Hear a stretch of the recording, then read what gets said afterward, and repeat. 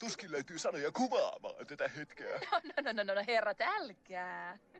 Itse asiassa on olemassa erittäin hyvä sana. Vai mitä, Perttu? Kerro, mikä se on.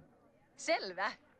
Siis superkalifragilisticexpialidocious. Sanan kun tän sanot, eipä vaivaa heti vanhuus. Vaikka ehkä lausumiseen menee jo ikuisuus. Superkalifragilisticexpialidocious.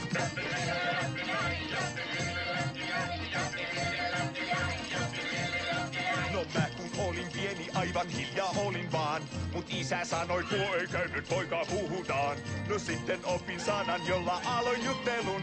Tuo sanan kaikkein pisimmän nyt sulle lausun. Siis superkalifragilisticexpialidocious. Sanan kun tän sanot, eipä vaiva heti vanhuus. Vaikka ehkä lausumiseen menee jo ikuisuus. Superkalifragilisticexpialidocious.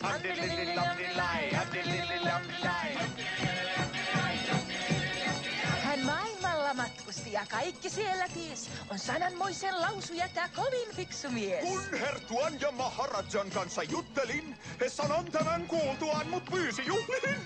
Superkalifragilisticexpialidocious. Sanan kun tän sanot, eipä vaiva heti vanhuus. Vaikka ehkä lausumiseen menee jo ikuisuus. Superkalifragilisticexpialidocious.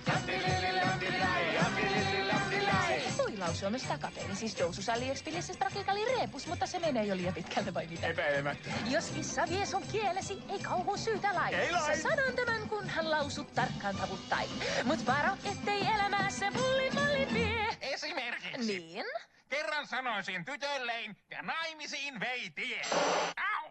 Ja ihana liitto onkin Siis Superkalifragilisticexpialidocious. Superkalifragilisticexpialidocious. Superkalifragilisticexpialidocious. Superkalifragilisticexpialidocious.